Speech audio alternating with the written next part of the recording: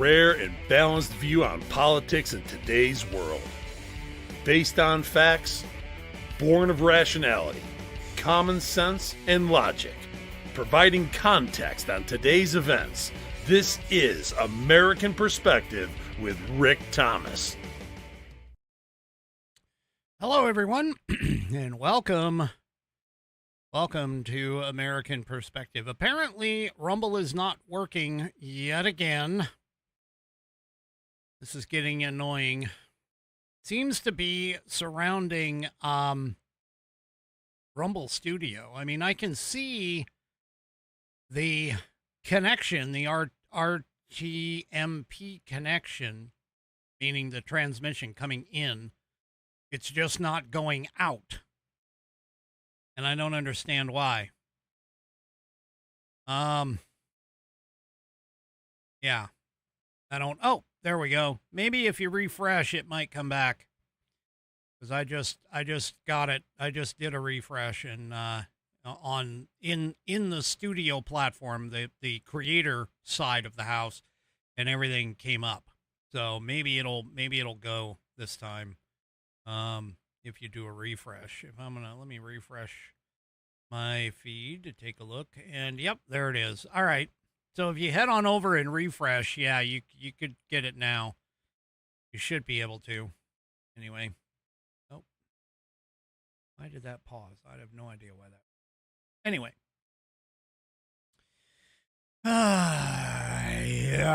Yeah, these guys are, yeah. Anyway, I have no idea what's going on, but yeah, you should be okay. Everything should be okay. Regardless, I do know that YouTube and Facebook and X were all functional. So anyway. Well, all right, I got to brag a little bit. We had a visitor come over to Grandpa's house. Yeah, that's right. Grandpa got 2 hours of unadulterated baby time. I'm sorry. Brand new grandparent. Give me a break. All right, whatever. Anyway, now I'm still going to brag. Oh, she is just so cute. And this time I was able to go and count all of her toes and all of her fingers. So she has 10 of each. 10 toes, 10 fingers. Her fingers are freaking long, I'm telling you, for a baby. Oh my gosh, I would not be surprised if this kid, became a, what do you call it? Became like a violinist or something. Her fingers are just, my fingers are kind of short and, shortish and stubbyish. Yeah, hers are not. They are really long. So yeah, I am. Oh my goodness. Yeah. Well, her mom's fingers are kind of long, and I think my son's fingers are kind of long too. But anyway, she's just the cutest little thing. I got to tell you, she's got a lot of heaters. That's what they are. Babies are heaters, man. But all right, enough.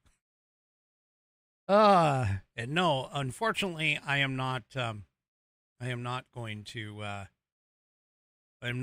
be showing any pictures because I am very careful with stuff like that, especially here on the internet. So, try and protect the kids for sure. Me, my picture is out there. It's whatever. But no, I'm not going to do it for kids. So, unfortunately, no, I'm not going to show it. All right. Oh, I'm being pushed to do the pledge. Well, here's the thing. So, normally tonight would be Nana's pledge, Nana of JJS's pledge, my unofficial producer. But last night, she graciously moved out of the way and said, hey, flop me and may he rest in peace, Fat Paws. Because I am wearing the Fat Paws shirt. This is his favorite shirt. And our headline sponsor for tonight is, of course, the place where you get it. So stars aligned with a little bit of help from me to get it to where we have the Fat Paws shirt, we have the Fat Paws pledge, and we have the sponsor of where to get the Fat Paws. So Nano will go tomorrow, and then everything goes back to normal. All right. Anyway, no, it was really nice of Nana to kind of push that. So let's go ahead. If you are of mind, please stand.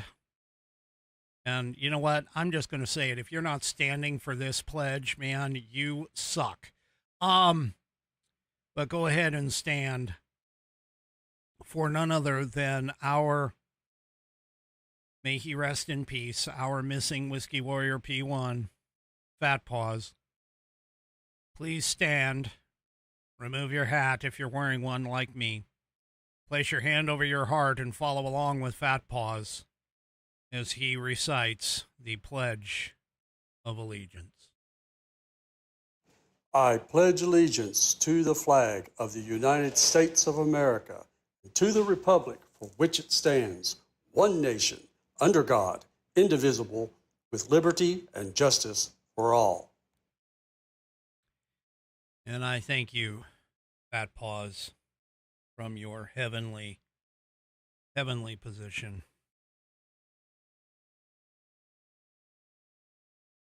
Yes. If you would like to hear your rendition of the pledge played here on the program, all you need to do is record yourself reciting or performing the pledge in your style. Take that audio file, video file, whatever kind of file, attach it to an email, and send it off to me.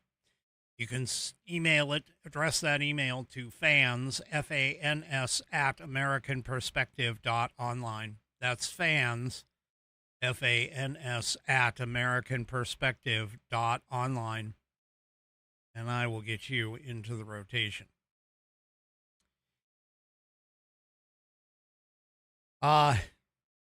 If you, I have 24 of these.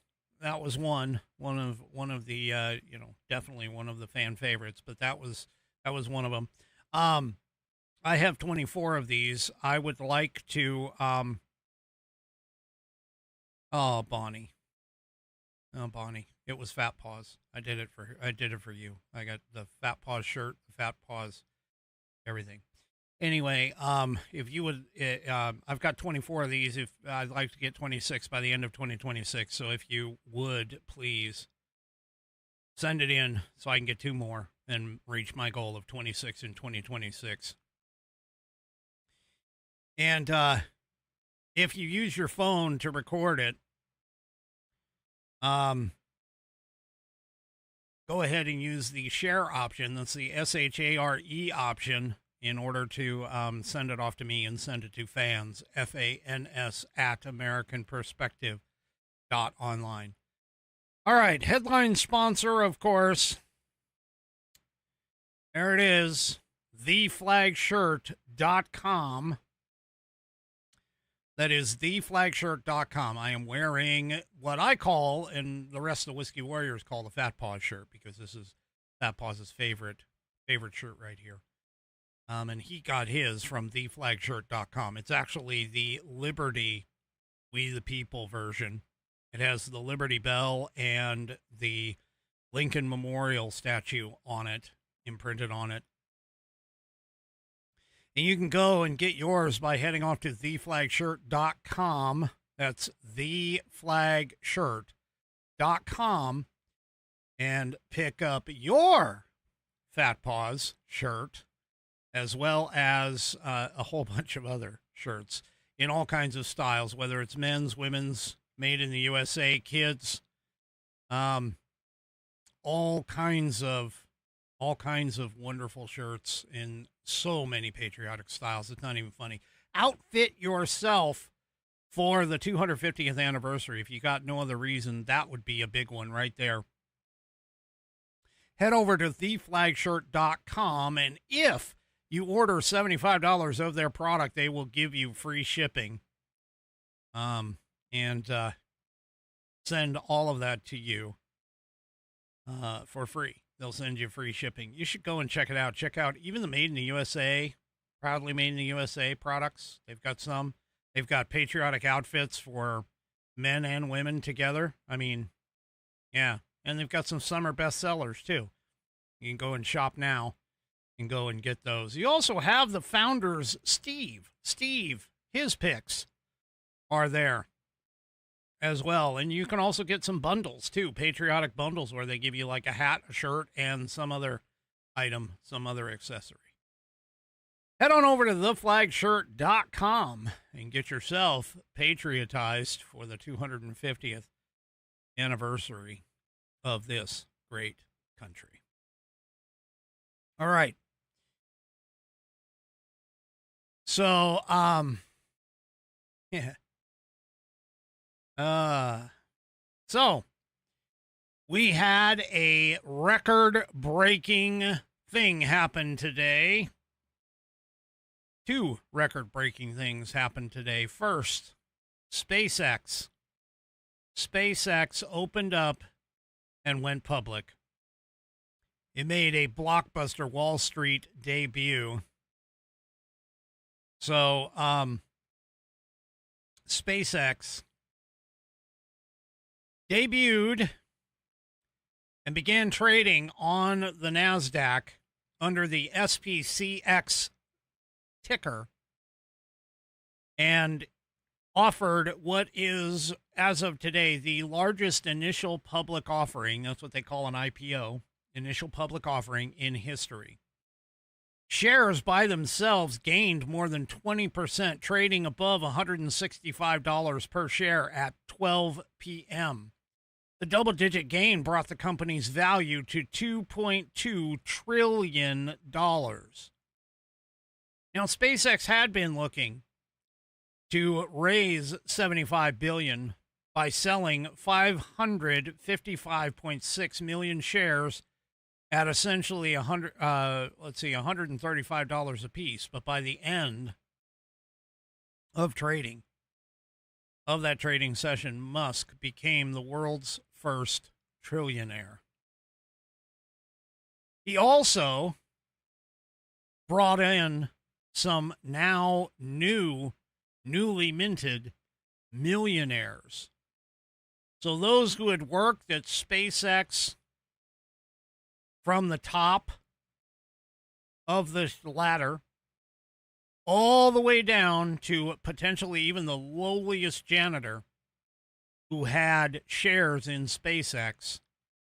Because when these companies, when they start this stuff up, when you go to work at a startup, sometimes they don't offer you a monetary incentive. They will offer you shares of the company. And whenever they do that, okay, you receive stock shares, and if you hang on to them long enough, I mean, how do you think Paul Allen got his money from Bill Gates? Bill Gates and Paul Allen, I mean, that's basically, they had all kinds of shares of stock in their own company. And this is where all of this comes from. So, right now, anyway, SpaceX is the top of the ladder. However, there is people that started at Home Depot are millionaires. Apple. I mean, there's all kinds of companies that people went to work for, gained stock shares, and are now multimillionaires or even millionaires at this point.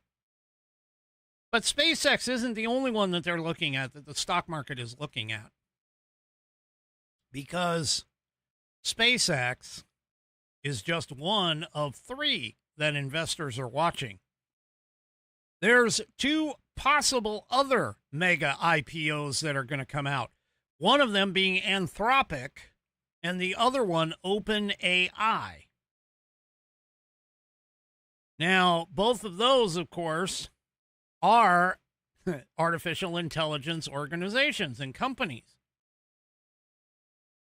And both of those companies, according to this piece in the Epoch Times, are aiming for trillion-dollar valuations, and they have confidentially filed for IPOs with federal regulators in the past month. Several space-related stocks were kind of tanking at the opening bell. I mean, Blue Origin, just think of Blue Origin. Blue Origin has just had all kinds of problems. And, yeah.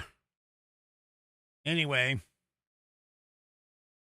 AST Space Mobile Inc., which is a Texas-based satellite designer and manufacturer, declined 8%. Space flight company Virgin Galactic Holdings fell 25%. EcoStar, which owns a 3% stake in SpaceX, also dropped 7%.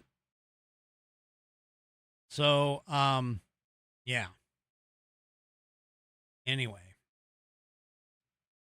Now, of course, an event like this kicks off the haters. And by the haters, I'm talking about everybody on the left, especially those like Bernie Sanders, AOC, Elizabeth Warren. You could even go Graham Plattner now. You could talk about any number of leftist lunatics who are out there on the left who all have the belief. I mean, you could walk it all the way down to the cities. You could walk it down to the Seattle's mayor, the witch of the West over there, who is trying to like do millionaires tax and basically ran Starbucks out of town. Anyway, all I'm going to tell you right now is, as far as that goes, people just don't understand. Those kinds of people, I mean. See, the smart ones that believe in free market economies and understand the importance of billionaires and millionaires and now trillionaires in the marketplace and understand how our economy actually functions. Okay? They celebrated this. They celebrated how this works. And Elon Musk becoming the richest man in the world. And I'm talking like seriously, he's already, according to this other piece in the Epoch Times, he's already widened the gap between himself and the next wealthiest people, including Google's Larry Page, who's reportedly worth about $296 billion. Google's Sergey Brin at $273 million. Amazon's Jeff Bezos at $247 billion. I said million before, I meant billion. And Oracle's Larry Ellison, who is $227 billion. Now him, Elon Musk becoming the first trillionaire. Yeah. By the way, Musk didn't start that way. I mean, everybody is sitting here thinking that these people just all of a sudden, like, boom, it's almost as though somebody went and like pressed a button and created this billionaire. No, or trillionaire. No, that isn't what happened. See, Musk started and he made his first money by helping create PayPal, which pretty much everybody uses to do online transactions, and Zip2, whatever that is. Then he proceeded to create Tesla and SpaceX. I mean, Tesla transformed the electric vehicle market. Delivered a 31,000% return for shareholders since it debuted in 2010. SpaceX created new technology in order to reuse rockets. And this is already in the addition of the additional prospects that he's working on right now, called the Boring Company and Neuralink. Folks, you don't seem to understand.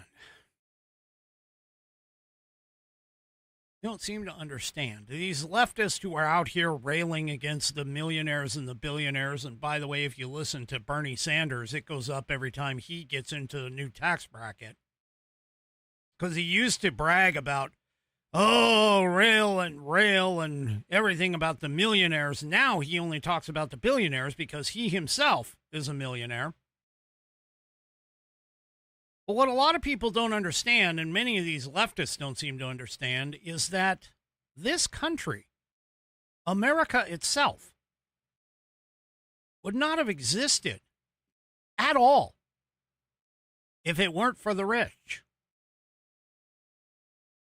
And you're asking me, you're like, wait a minute, what are you talking about?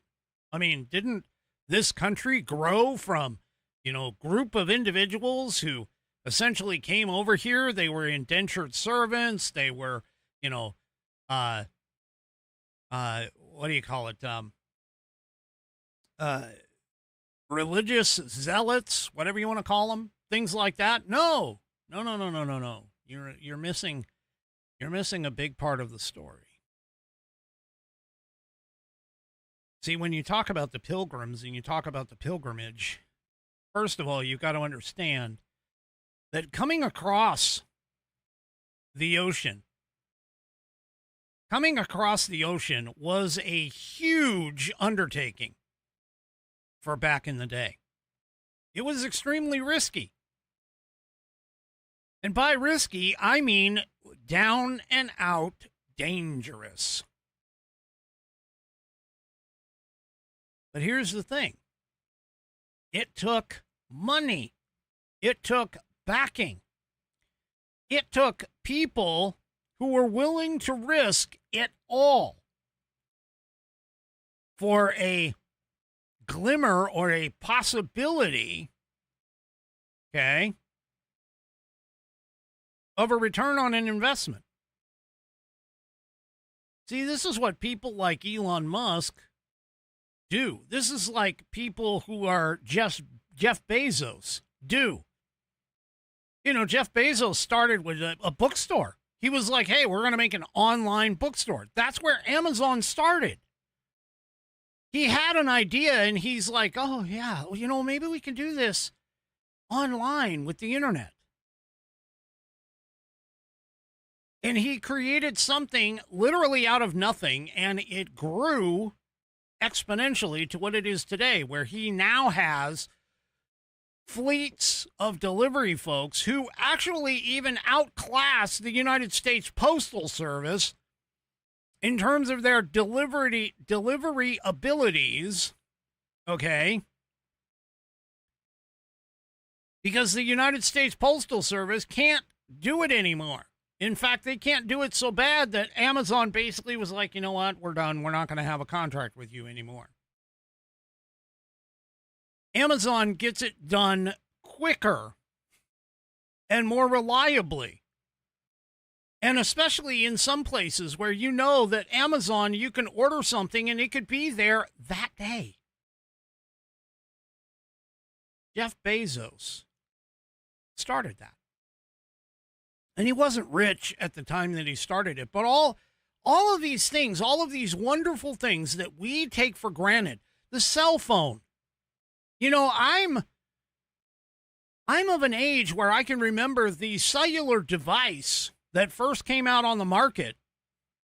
And if you want to have a laugh, go and watch the movie Wall Street.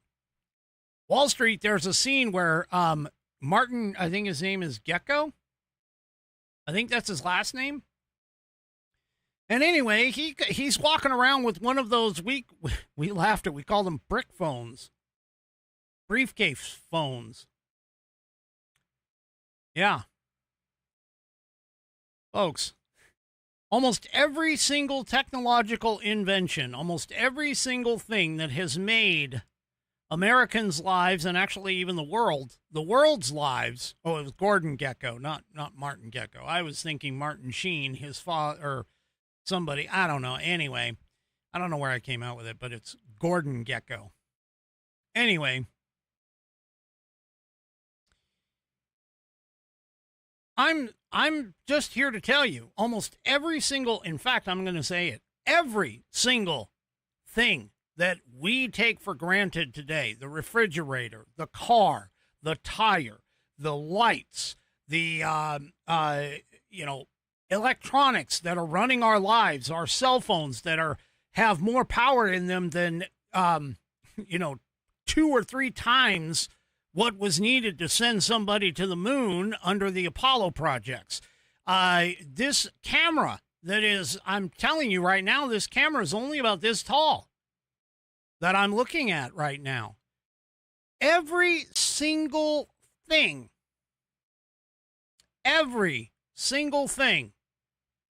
that we have created has come from and required the rich to push it. Every single one. And so when these leftist lunatics are sitting here talking about, oh, let's tax the rich, let's kill them off, let's get rid of all their money, let's confiscate their money. No. See, what you don't seem to understand is that money is being reinvested and creating not only jobs for people, but also creating our lives better. You could walk through our entire history all the way back, go all the way back to the beginning. And when I'm saying by the beginning, I'm not talking about the beginning of time. I'm talking about the beginning of this country. Because let me explain something to you. In 1780, see, we declared our independence in 1776. And unfortunately, what happens with a lot of people is we seem to think that because of today's quick turnaround times and everything else, that things happened in a really fast fashion back then. That things happened in a really fast fashion back then, and they didn't. It would take you 2 weeks to get across the Atlantic in a boat. And that was like if the winds were favoring you. It took potentially months for letters to travel until somebody with a lot of money and the inspiration to run things like, well, I don't know, create the telegraph, create the Pony Express, things like that. But this country, America, would not have even existed. In fact, we would potentially have even lost our attempt, our revolution attempt at independence, if it weren't for the fact that we had a couple of rich backers. So let me explain this to you. By the year 1780, Congress itself was more or less broke. It was unable to borrow money. It couldn't even collect taxes or even create currency. Its bills of credit, meaning the IOU notes that they were using in order to bring these things together, were literally worthless. And several of the states that were part of the original 13 colonies, places like New York, New Jersey, Maryland, Virginia, all of those places. Yeah, they were almost as bad off. See, farmers and manufacturers responded to the idea that they weren't going to get paid by holding off their products and their coins. And the army, because we were in the middle of a war with the greatest army that had ever graced this planet up until that point in time, they had to endure all kinds of severe shortages and chronic shortages, things that happened all the time, because there was literally no money to buy supplies. In fact, there was a near mutiny in May at Washington's headquarters in Morristown. And what did the country do? Well, they turned to a rich man. Guy by the name of Robert Morris, along with some other leading Philadelphians, created the Pennsylvania Bank which was a private nonprofit institution that was capitalized with the private bonds of merchants, rich merchants. They pooled a bunch of pledges from the bank's founders, which totaled somewhere in the realm of $315,000 in Pennsylvania currency. See, each state had their own money that they were printing, which, of course, immediately made the new institution of the Pennsylvania Bank just immediately more trustworthy and creditworthy than the national government was. However, the Pennsylvania Bank could do only so much. Congress turned to Morris for a miracle. In February 20th, 1781, Congress unanimously elected Robert Morris Superintendent of Finance, which was a new position designed specifically for him and him alone. After negotiating for more authority and the right to continue his private mercantile pursuits, meaning, in other words, keep his own businesses running, Morris formally accepted the position and the challenge.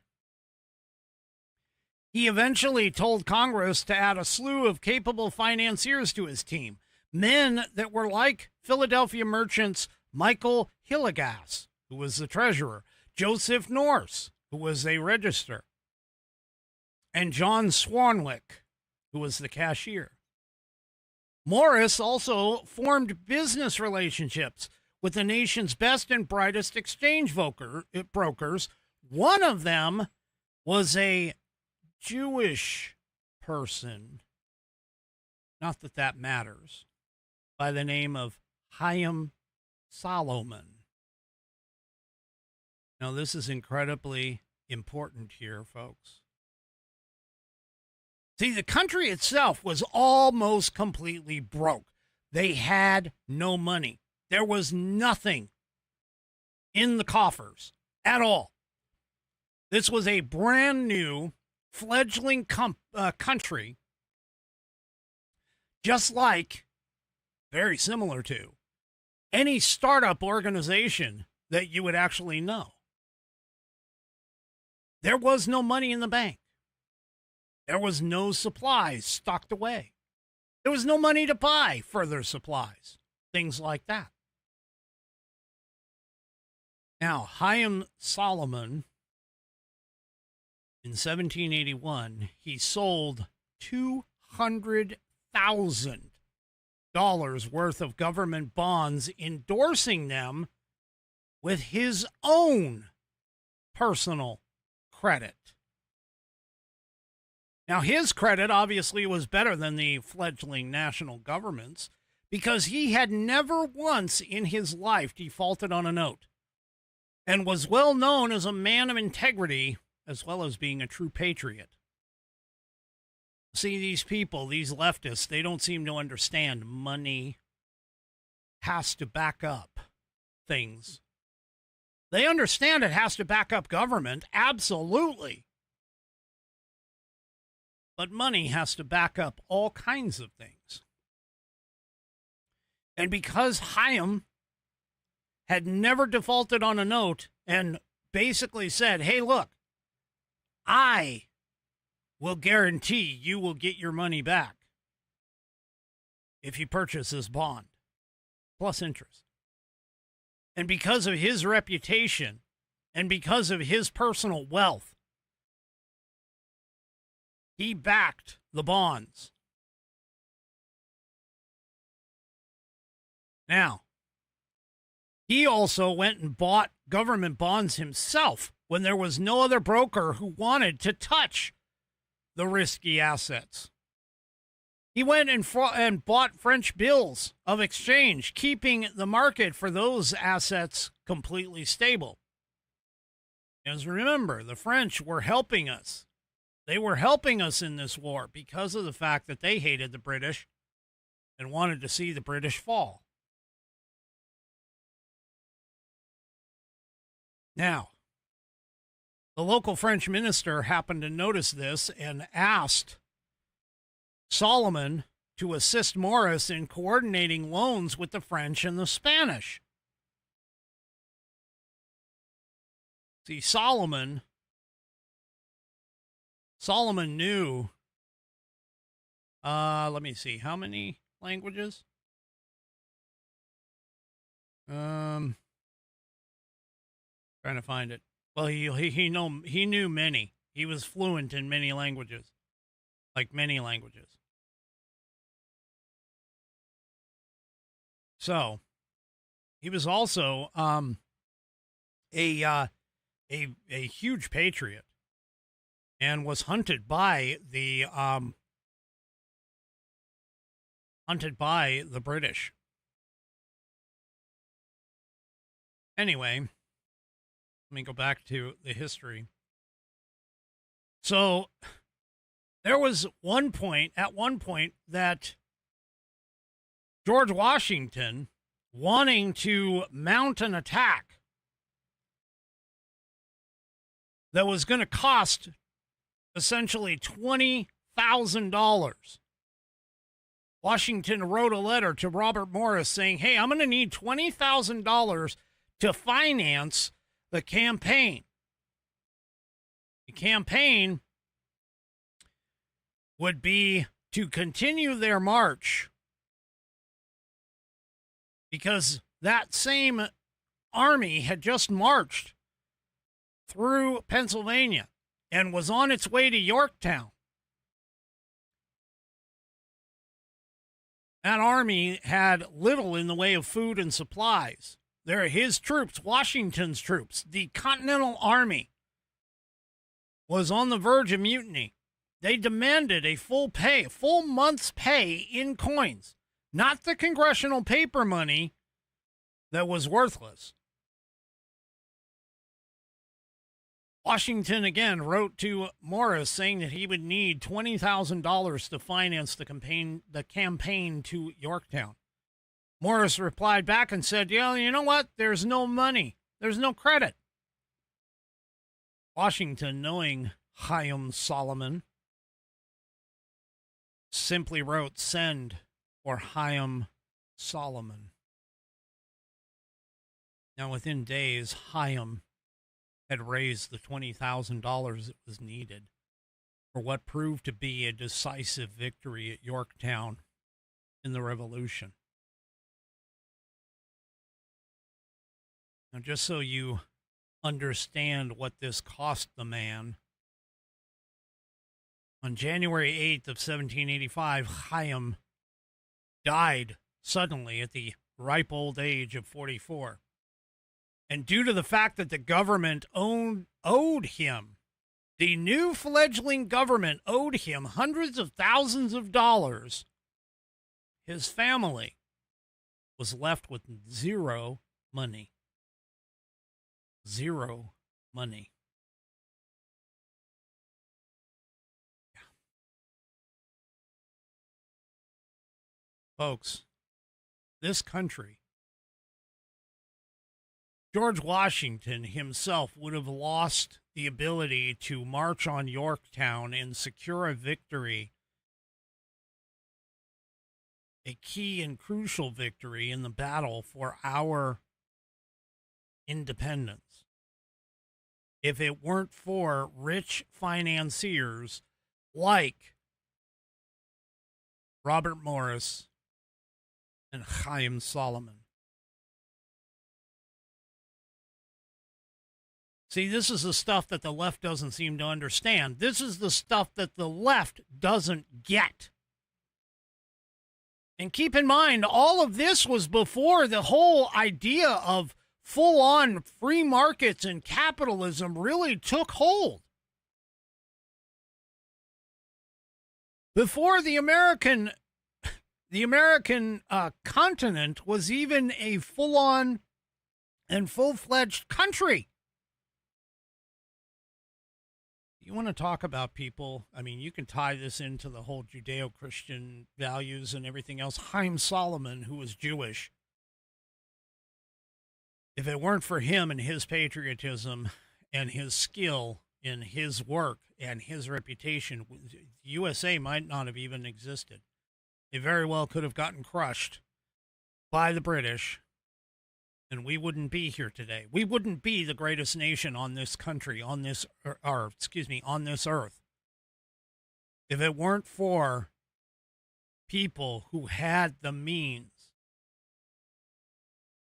Keep in mind, 56 signers of the Declaration of Independence put not only their lives, but also their fortunes and their families' lives on the line when they basically rose up all together in one voice and said no to the King of England.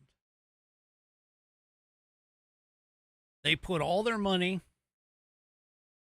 and they laid it down in one bet. They were betting that this country could be formed and could be created out of literally nothing other than an idea. And if you take a look at all of the things that have come since then, things like the cotton gin, things like the assembly line, things like the car, things like the television set, which was invented here in the United States and then farmed off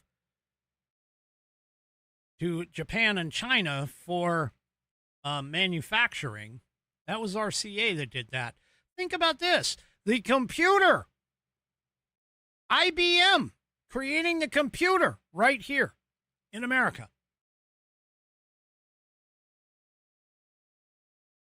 All of that had to come from not only somebody with the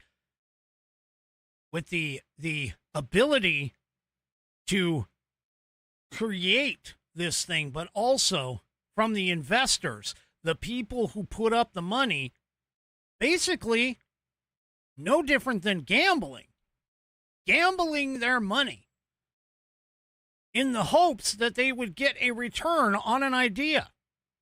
And so to sit here and to yell and complain and say, oh, you know, we got to tax the rich. They're not paying enough. They're not doing enough. When they cover, and by that I mean I'm talking like the top 10% of actual earners in this country cover the 60% of the entire federal tax bill. And that's not just me spouting things off. That is fact.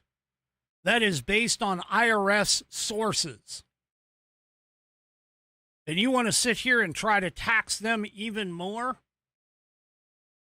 That's because these leftist lunatic idiots like Warren, like Sanders, like AOC, like any of these other leftist lunatics who want nothing more than to bring in socialism and communism and Marxism into our country and to destroy the idea of capitalism and free markets and individual freedom. The Republic. Because let me explain something to you.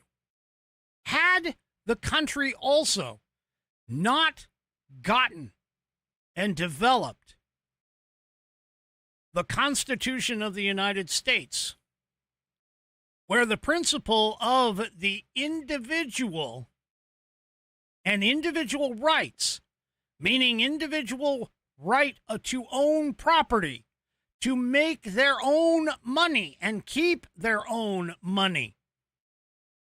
If that had not taken a foothold in this country, even though those men spent a lot of money to keep this fledgling government afloat, all of that would have gone to the wayside.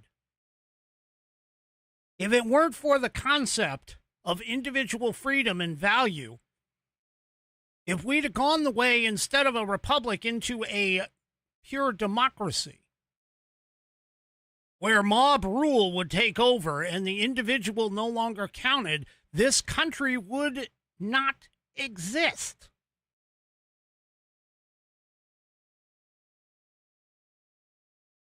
See, people don't understand that. And when you hear these leftist lunatics going out and saying, hey, you know what? If the rich just paid their fair share, we could have all the programs in the world. We could have all of the social programs. Everybody would be fantastically enabled with all this money. And these people, they fail math. They fail it really well.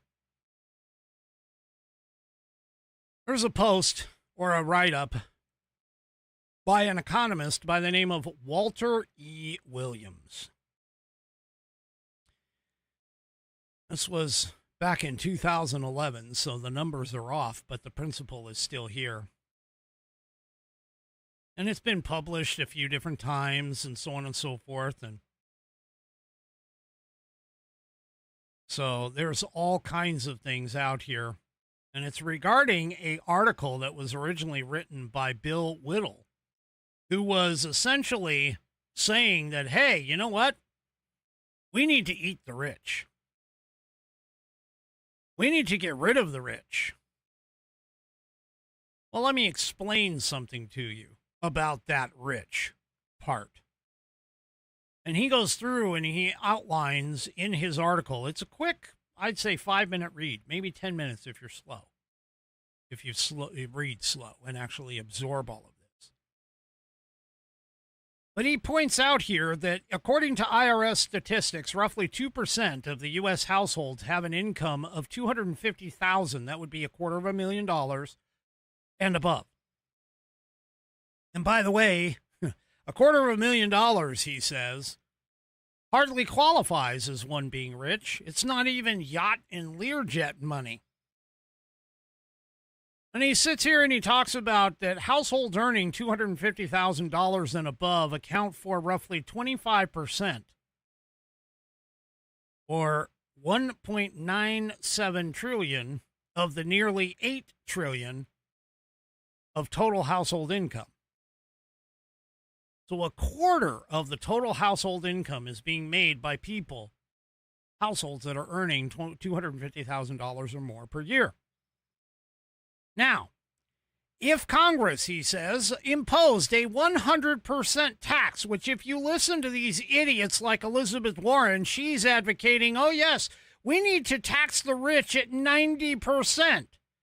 Because technically it was done at one point. In fact, before Ronald Reagan came in and actually lowered the tax rates,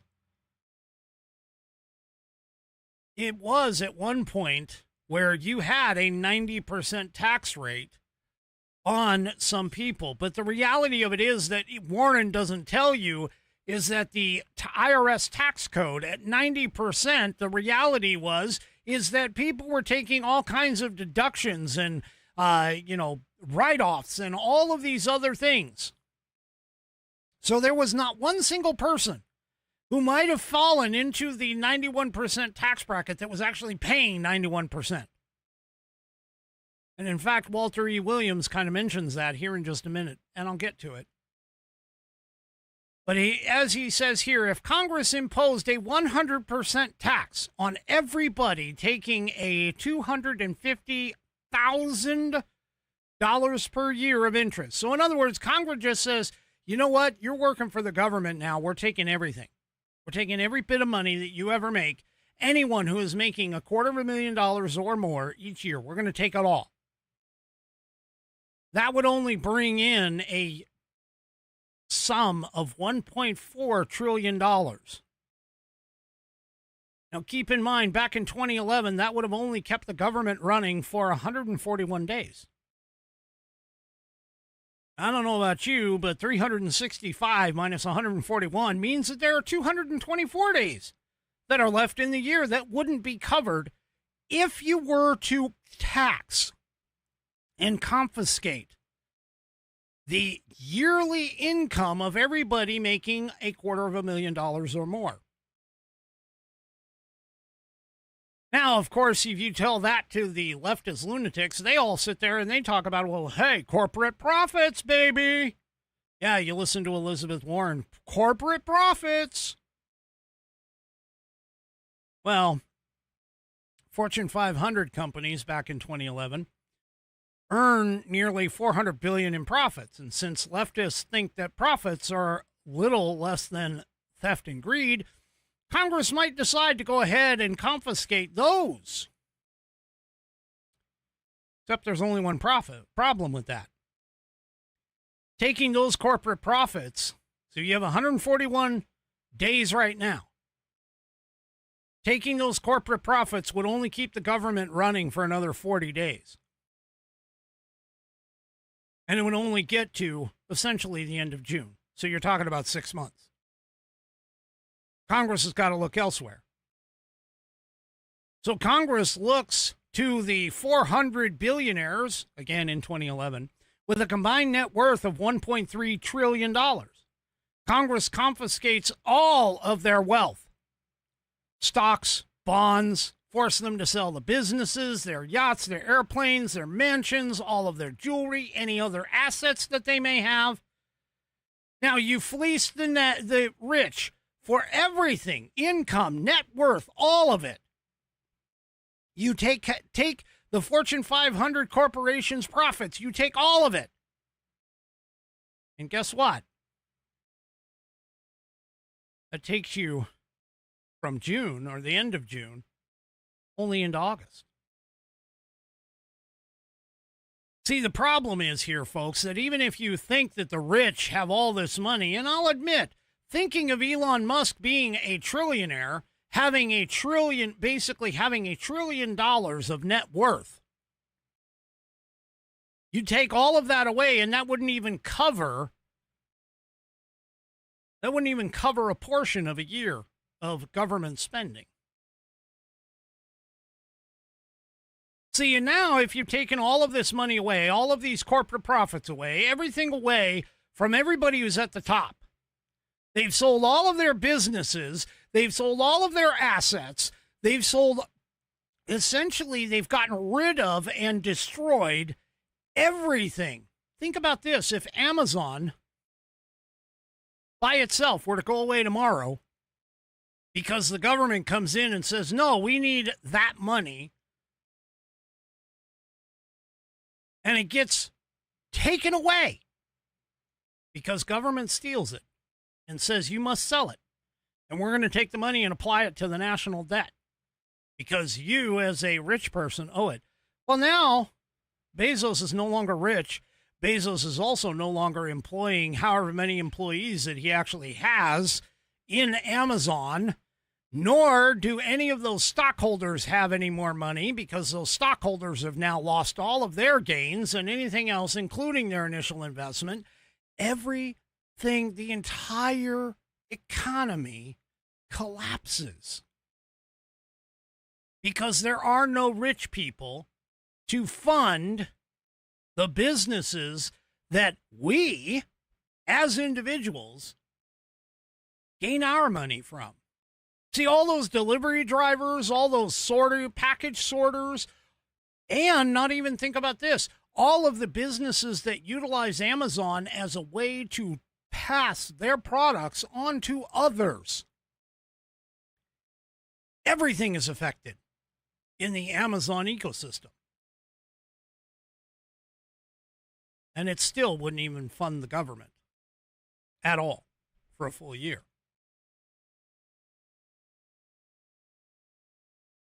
See, what they would end up having to do, what the government would end up having to do, which is what is happening and does happen with these millionaire taxes that the left in Washington, that the leftists in California all talk about. Oh, we're going to tax these millionaires. It's going to be just a one-time tax. Yeah. It's just one time, 5% of whatever their net worth is. And that isn't even a drop of the bucket. That doesn't even get you halfway to what you need. And at the same time, it actually destroys everybody. The rich, the middle class, even all the way down to the poor.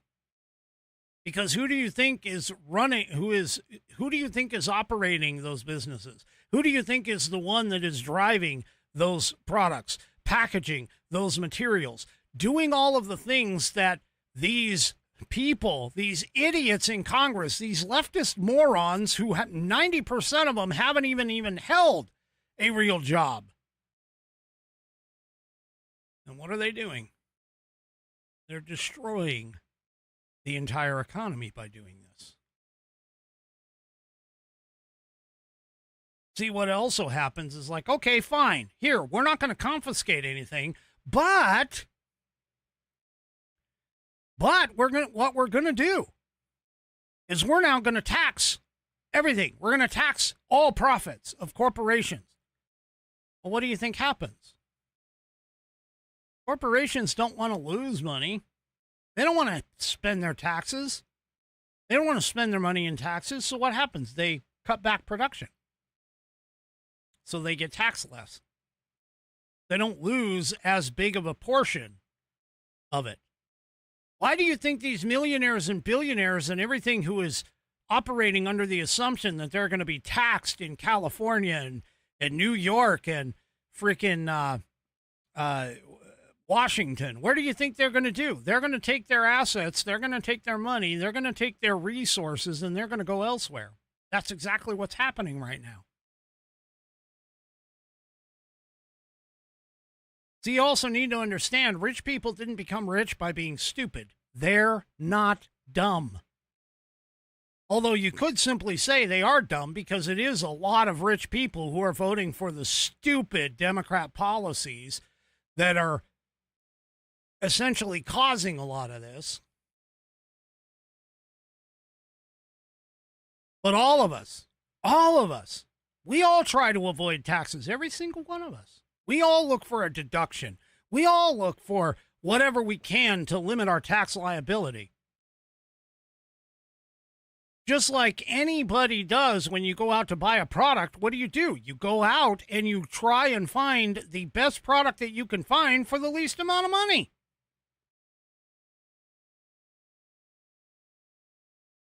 Now, what is actually true is the inverse. And Ronald Reagan proved this. It wasn't just him. Donald Trump is proving this as well. You start lowering taxes, you start lowering regulations, you get rid of government in people's lives, and what happens? All of a sudden, revenues across the board, including the IRS, go up.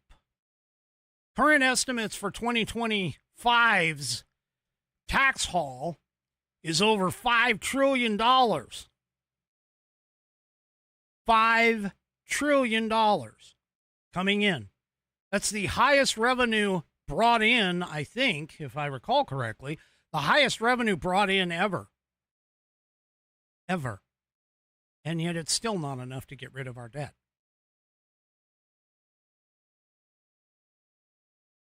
See, folks, we need the rich. We need them to be rich. Because if we don't, we are no longer going to have the businesses. We're no longer going to have the innovation. We're no longer going to have the AI. We're no longer going to have the internet. We're no longer going to have all of these products that we have. And I know I'm repeating myself over and over and over again, but that's because these leftist lunatic morons don't get it. They don't understand. And if you follow them, you are just as much of a complete, utter, stupid moron as they are.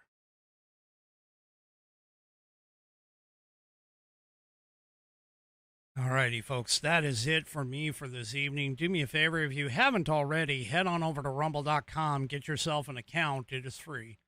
And once you are signed up and signed in, make sure that you search up the American Perspective channel and hit that green follow button to get notified every time that I go live. Also, too, don't forget to give me a thumbs up, a thumbs down, or in the case of 3 Chevy, a thumb sideways or possibly at an angle across all of my platforms, whether it's X, YouTube, Facebook, or, of course, the aforementioned Rumble. We will see you tomorrow night, 6 p.m. Pacific, because it's Saturday, 6 p.m. Pacific, 9 p.m. Eastern Time, right here on American Perspective. Have a great rest of your evening, and good night, everybody.